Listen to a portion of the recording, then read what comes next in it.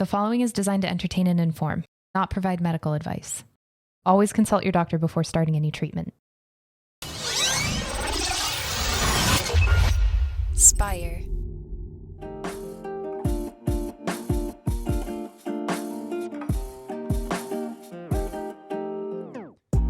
Welcome back to the Kidney Stone Diet Podcast, the show about reducing your kidney stone risk and living your best life. I'm your host and fellow student, Jeff Saris. I'm Jill Harris, your kidney stone prevention nurse. As I'm taking a big swig of my water, we've noticed, just Amara and I, with friends, so many of our friends, we'll spend hours with them and they never drink any water.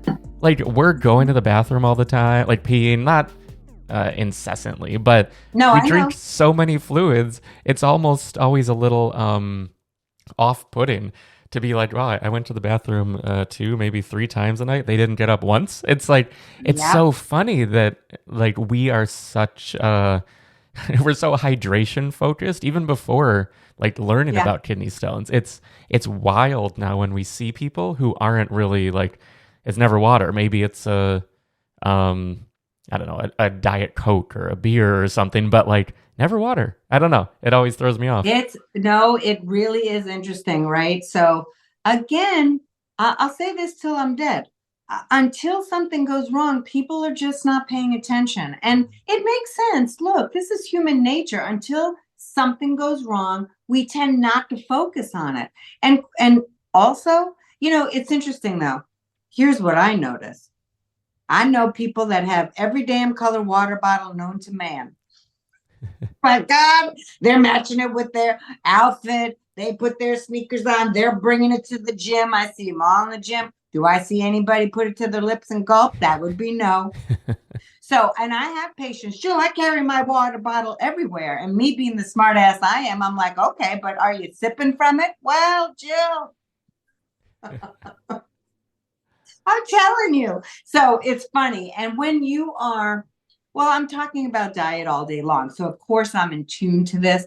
People, might think that, I never want to, when I go out with people, they'll tell me, I don't want to order nothing in front of you. I'm like, let me tell you what, I don't care what you eat. As a matter of fact, if you order something that's like a fun food, I'm going to enjoy watching you eat it. I'm not going to eat it, but God bless, go forth. I think it's wonderful. I don't care what people do. I really don't, unless they're sick and they're coming to me. And I'm certainly not going to, school people on nutrition in my private time because they're not asking me, right? But it is funny that people are like, oh, should we invite Jill tonight or no?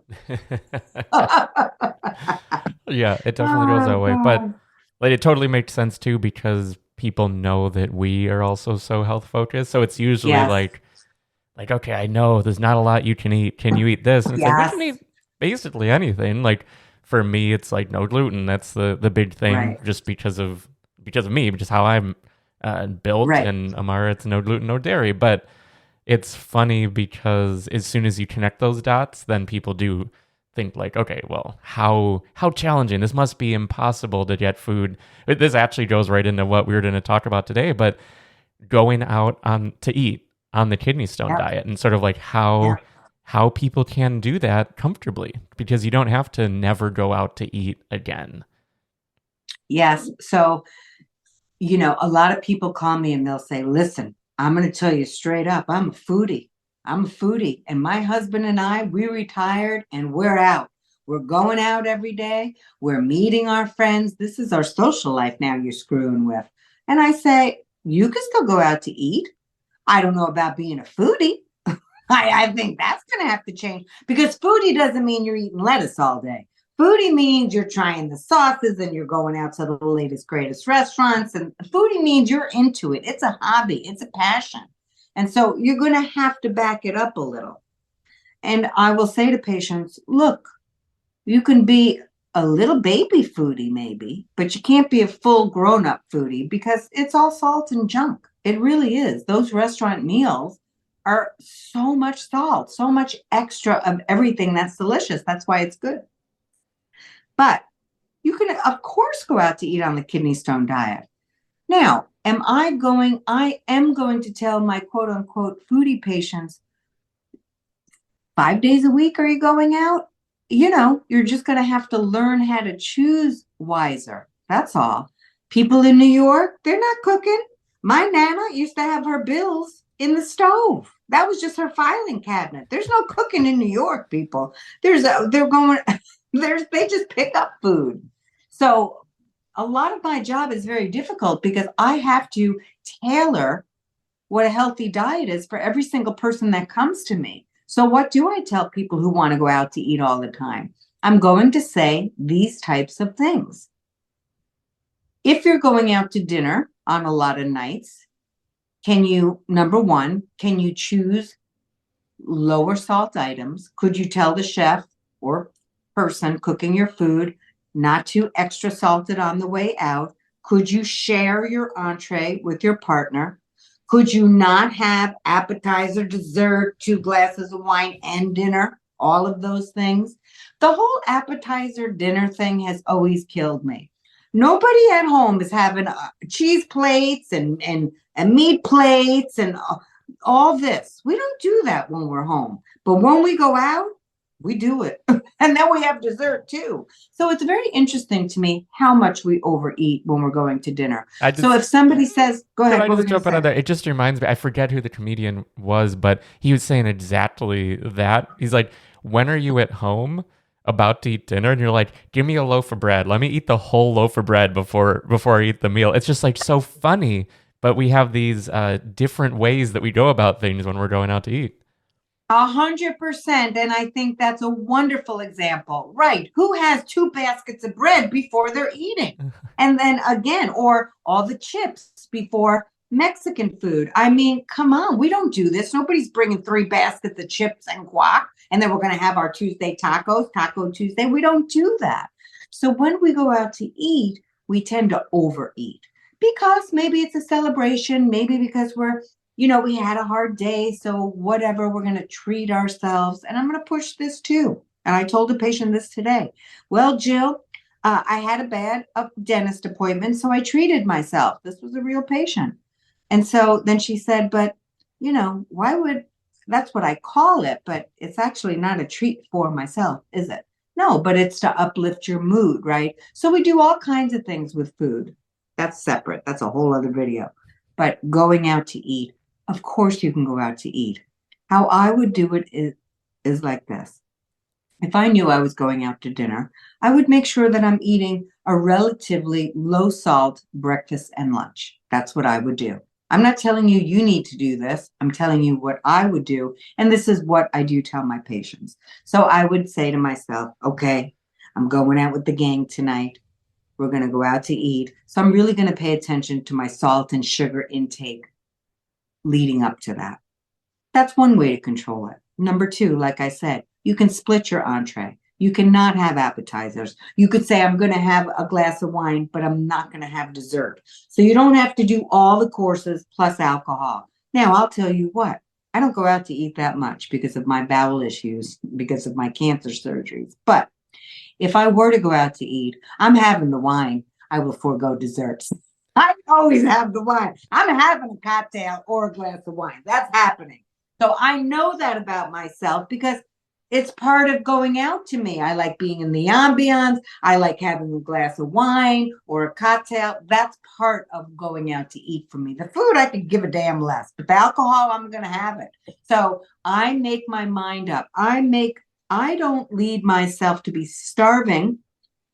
A lot of people do this. I know I'm going out to eat tonight, so I ain't going to eat all day. But when that menu comes, you're ravenous. So you're like, I'll have the right side and dessert. Let's get 5 desserts. And, we just overeat.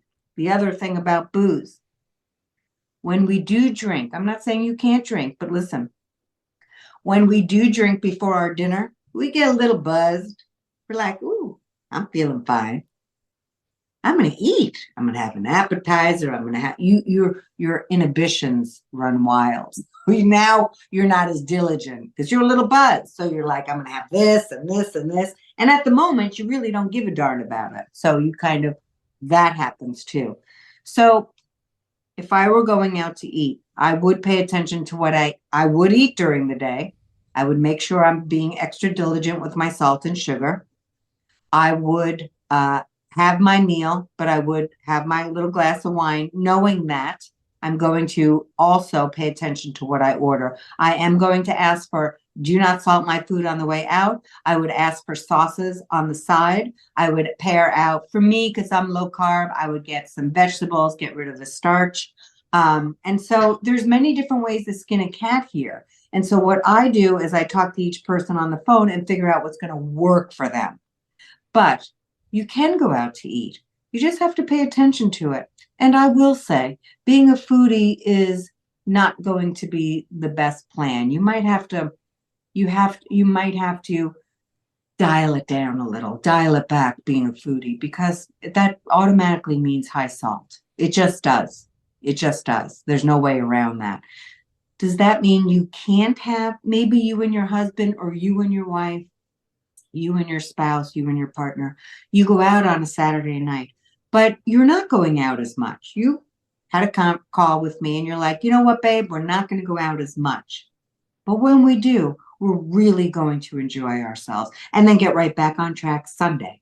So Saturday night, we're going to go out, we're going to do all the things. We're not going to beat ourselves up for doing it. And then Sunday morning, we get right back on our plan. You can do that too. But the trick is finding the balance of feeling satisfied with your social life and going out to eat, but still being compliant.